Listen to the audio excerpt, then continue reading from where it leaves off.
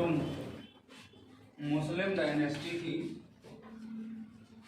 उसका उदय होता है और मुस्लिम के बाद में क्या किया जाता है कि सबसे पहला आक्रमण मुस्लिमों का भारत पर 712 ईस्वी में होता है।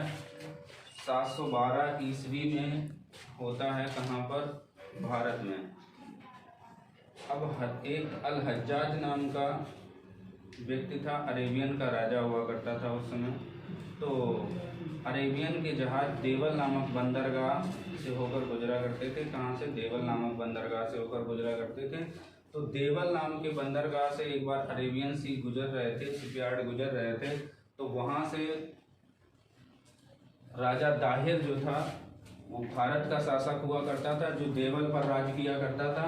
तो राजा दाहिर ने अरेबियन के शिप को क्या कर लिया था? लूट लिया था। और लूटपाट करने के बाद में अपना सारा का सारा मटेरियल लूट लिया। ये बात अल हज्जाज को पता चलती है और अल हज्जाज जो होता है वो बगदाद के खलीफा को इस बात का अवगत कराता है। जब अल हज्जाज ये बात अवगत कराता है बगदाद के खलीफा को, तो बगदाद के जो खलीफा हुआ करते थे वो राजा अल हज्जाज को एक लेटर लिखते हैं और बोलते हैं राजा दाहिर के पास भिजवाया गया। तो राजा दाहिर ने उनका नुकसान की भरपाई करने से मना कर दिया। जब नुकसान की भरपाई करने से मना कर दिया तो अल हज्जाज बहुत क्रोधित हुए और अल हज्जाज ने दोबारा से मोहम्मद बिन कासिम को अटैक करने के लिए भेज दिया। तो मोहम्मद बिन कासिम 712 ईस्वी में भारत में पहला अटैक करते हैं, जो कि मुस्लिमों को अटैक होता है और वह देवल नाम के बंदरगाह पर होता है। तो राजा दाहिर पर आक्रमण करके राजा दाहिर को मार देते और इनकी दो पुत्रियों सूरदेवी और निर्मला देवी, सूरदेवी और कौन सी? निर्मला देवी को अपहरण कर ले जाते हैं। और अपहरण करने के बाद में अल हज्जाज के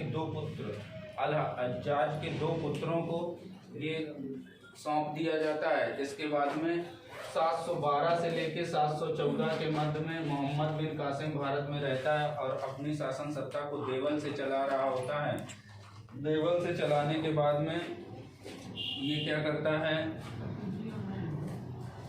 कि सूरदेवी और निर्मला देवी अल हज्जाज को एक कहानी बता देती हैं कि जो मोहम्मद बिन कासिम है इसने मेरी असमत या मेरी इज्जत को लूट लिया है। तो इससे अल हज्जाज बहुत क्रोधित होता है और 714 ईस्वी में भारत से वापस मोहम्मद बिन कासिम को बुलवा लिया जाता है और मोहम्मद बिन कासिम को पनिशमेंट दे दिया जाता है और उसे मृत्युदंड की सजा दी जाती है और मोहम्मद बिन कासिम मार दिया जाता है। मोहम्मद बिन कासिम के मरने के बाद